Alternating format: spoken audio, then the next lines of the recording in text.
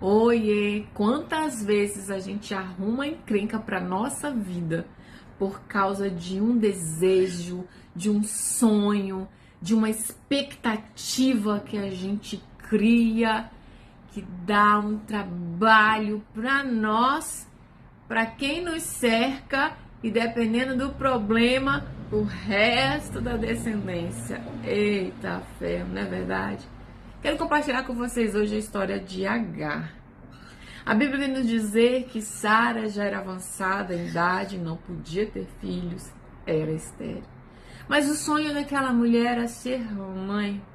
Toda mulher, acho que a maioria das mulheres, querem ser mãe, querem passar por essa experiência de ter alguém nos chamando de mãe. Eu até desconfio que muita gente que adota não é por causa da criança, mas é para suprir a sua necessidade, as suas expectativas de ter alguém te chamando de mãe. Eu sei que tem gente que adota por amor à criança, mas eu acredito também que muitos adotam para sua satisfação pessoal.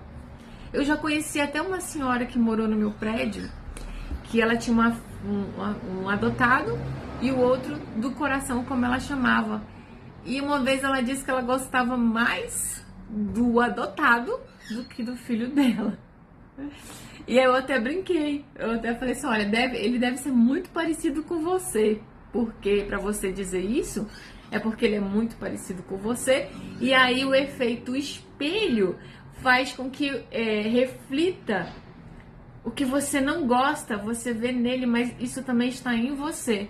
E aí você transfere tudo para aquele menino que, na verdade, aquele incômodo está em você. Mas voltando para o texto. E a Bíblia diz que Sara ouviu o anjo dizer que Deus ia dar um filho, mas os anos avançados, ela já não tinha mais as suas regras.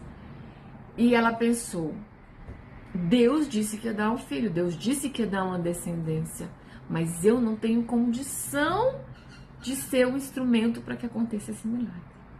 E aí ela deu o jeitinho dela. Quantas de nós ouvimos Deus falar alguma coisa ou queremos alguma coisa e a gente vai dar o nosso jeitinho para que aquilo aconteça e no final dá muito ruim? Somos falhos, queridos. Temos tantos defeitos, tantos erros, que eu fico às vezes olhando, imaginando como é que Deus olha pra gente, como é que Deus vê a gente. E eu fico rindo aqui comigo mesma, sozinha, imaginando como é que Deus está nos vendo, está nos enxergando. Uma vez a pessoa disse que Deus enxerga a gente sempre lá na frente, nunca aqui. Eu falei, glória a Deus e aleluia.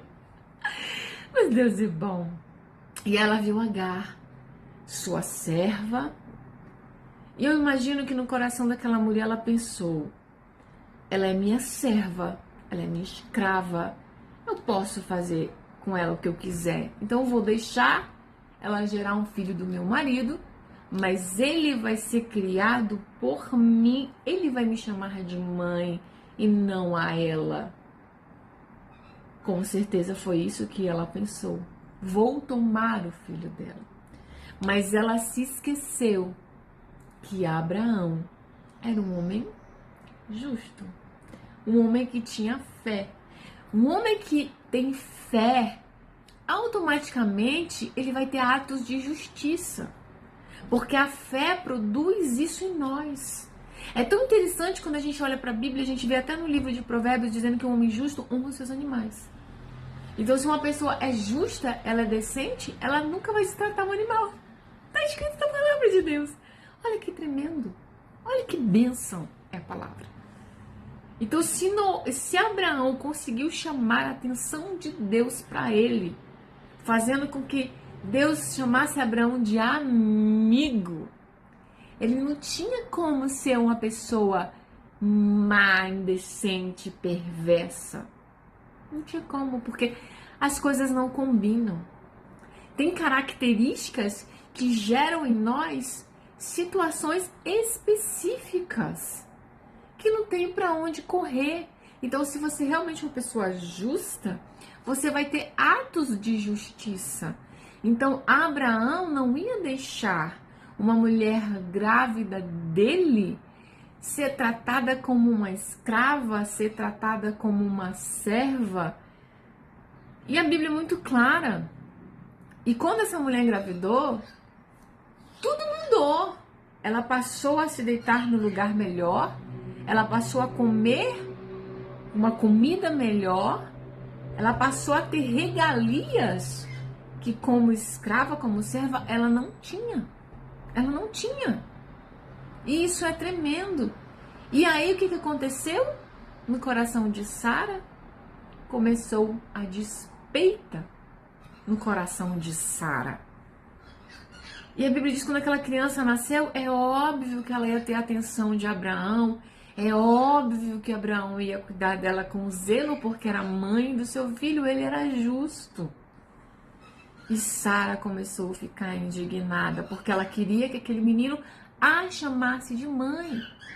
Mas Abraão não ia tirar aquela criança dos braços da mãe simplesmente porque Sara queria. Olha o tamanho do problema que ela criou para ela mesma. Tudo isso foi criado por ela, baseado numa palavra que ela ouviu Deus dando a Abraão, não falou para ela.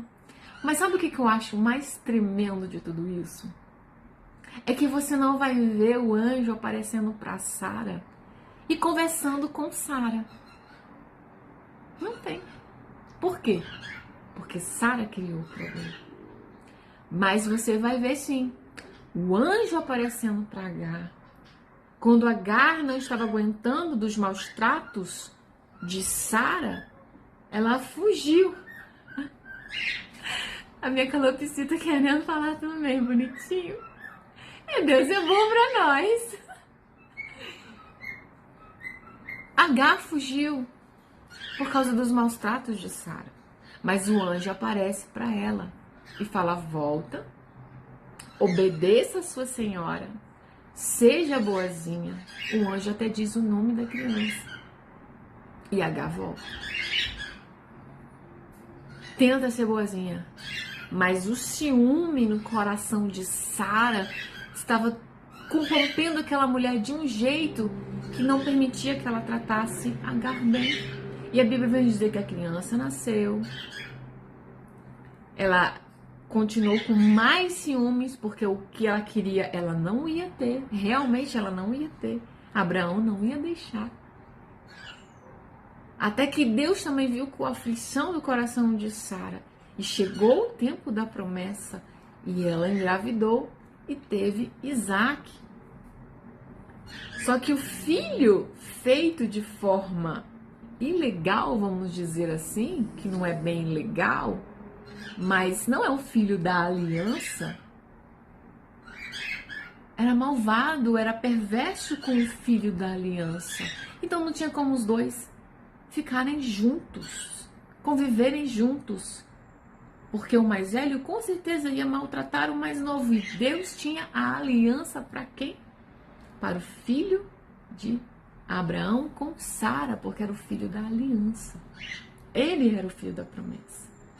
Então Deus fala para Abraão: olha, não tema, obedece, escuta o que Sara está falando, despede o menino.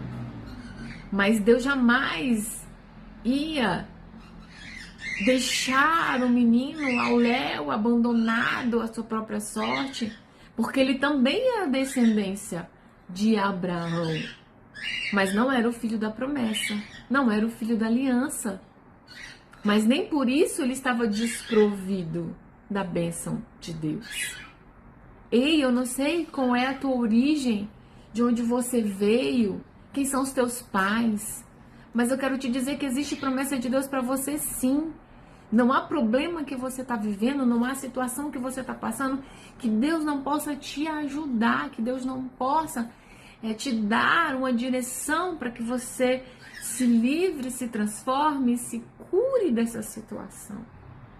E a Bíblia vem nos narrar que depois que Deus fala com Abraão, ele consente em mandar Agar e a criança embora do arraial.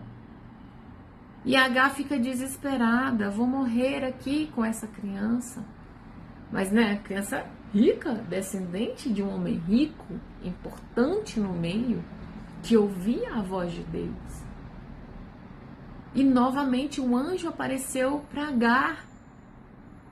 E é tremendo, porque você não vê um anjo aparecendo para Sara. Mas a bênção era da Sara. Mas você vê um anjo aparecendo para Agar.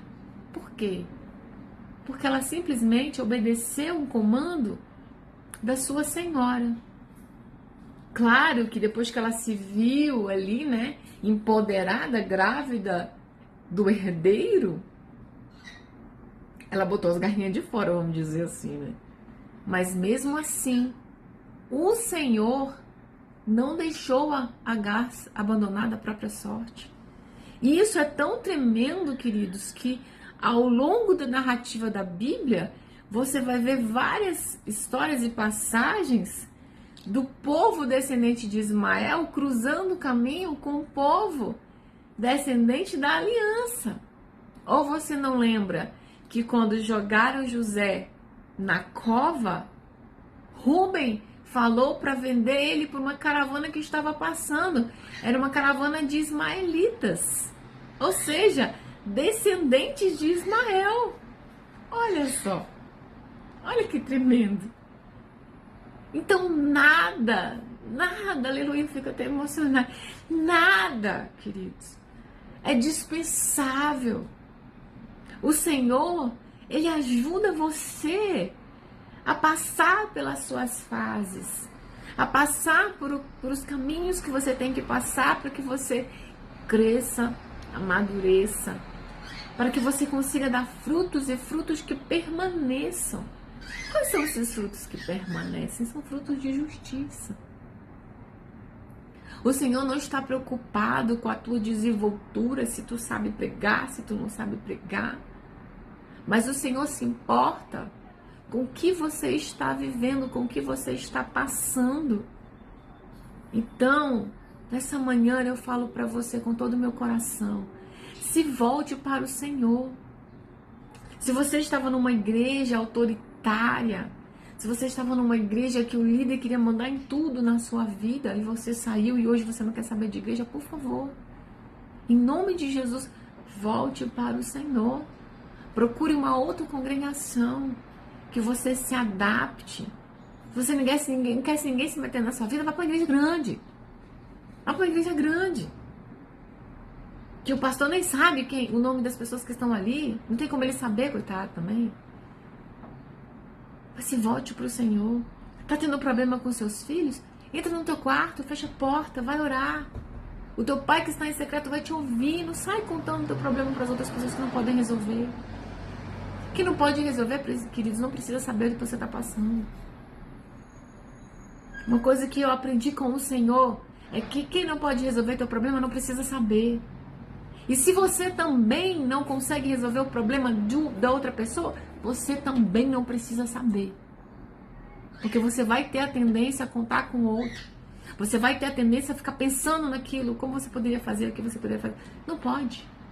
Tem problema que só Deus pode resolver.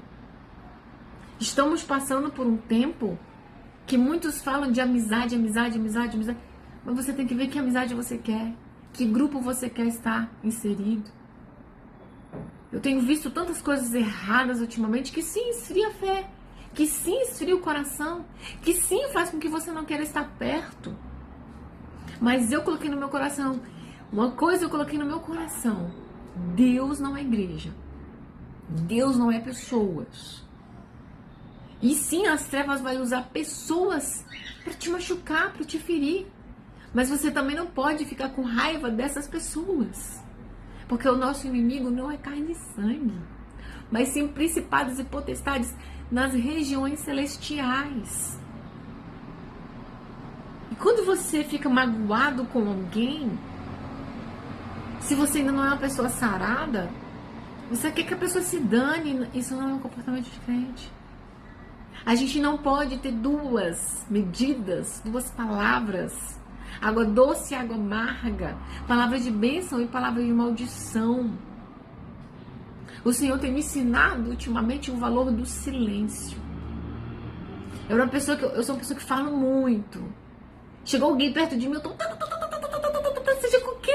lugar que eu tenho que falar. Eu gosto de falar, eu gosto de estar perto de gente. Mas ultimamente eu tenho valorizado muito estar sozinha. Eu tenho valorizado muito o silêncio. Sabe por quê?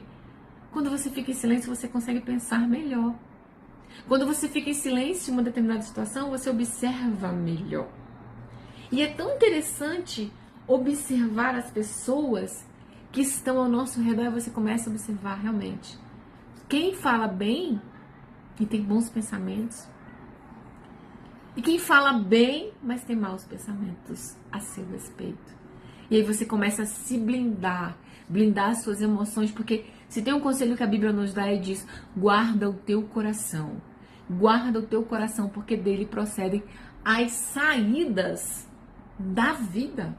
Então, se você tem um coração amargo, amargurado, isso é gritante no semblante da pessoa. E quando ela está amargurada, ela vai pensar sempre em coisas ruins, em morte, em tragédia. Ela vai ter a tendência a invejar os outros que ela está vendo que estar bem. Queridos, a inveja é uma arma do diabo. E glória a Deus que a Bíblia diz que a inveja é como a podridão dos ossos, mas essa podridão é para quem está sentindo, não é para quem está sendo invejado. Porque contra Jacó não vale encantamento. Se você está debaixo da sombra do Onipotente, nenhum mal pode te alcançar. Mas eu entendo que os anjos do Senhor estão ao nosso redor. Mas o diabo está ao derredor, buscando a quem ele possa tragar. Ele vai tragar quem? Ele vai tragar as pessoas que têm brechas em suas vidas. Ah, mas irmã, a gente tem muito defeito e os defeitos são brechas. Sim, mas cadê o sangue de Jesus? Que é a cobertura verdadeira na sua vida. É o sangue de Jesus que te cobre. É o sangue de Jesus que te perdoa. É o sacrifício de Jesus por você que te perdoa. E a prova de que você está na presença do Senhor é a paz que excede todo entendimento. Essa paz faz com que não tenha tribulação? Não.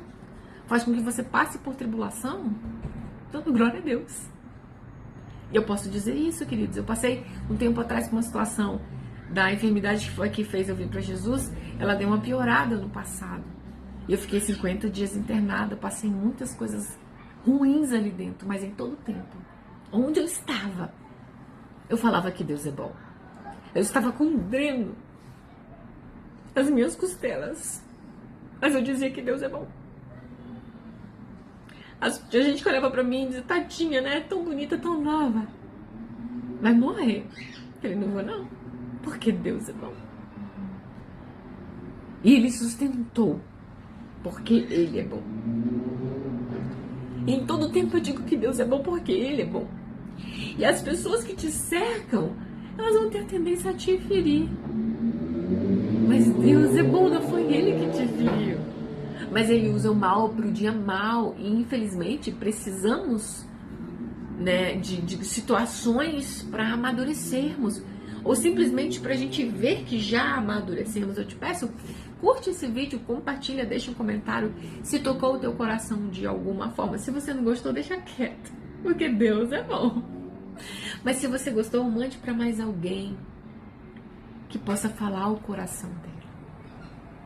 E é tão tremendo, queridos, que ninguém é dispensável de mãos vazias da presença de Deus. Agar foi dispensada com um pouco de pão e água, mas a presença de Deus estava com ela. O anjo apareceu para ela, o anjo falou com ela face a face, não falou com Sara. Sara era da promessa, tinha a bênção dela, a porção dela. Mas Agar, que entrou de gaiata por causa de Sara, não ficou abandonada. Ela também teve a porção dela. Então ninguém está abandonado quando vem para perto de Deus. Ninguém perde quando vem para perto de Deus. Até aquilo que você perdeu foi para melhorar. Foi para melhorar, foi para evoluir. Então evolua, seja uma pessoa melhor a cada dia. Lembre que Deus não é a igreja. Se alguém te feriu, busque a cura e libere perdão para quem te feriu. E segue caminhando, mas em nome de Jesus, segue na presença de Deus. Segue buscando a Deus. Não dê lugar ao diabo. Não dê a vitória para o diabo. que te tirou da presença de Deus. Você não quer congregar hoje? Fique sim um tempo sem congregar, mas não deixe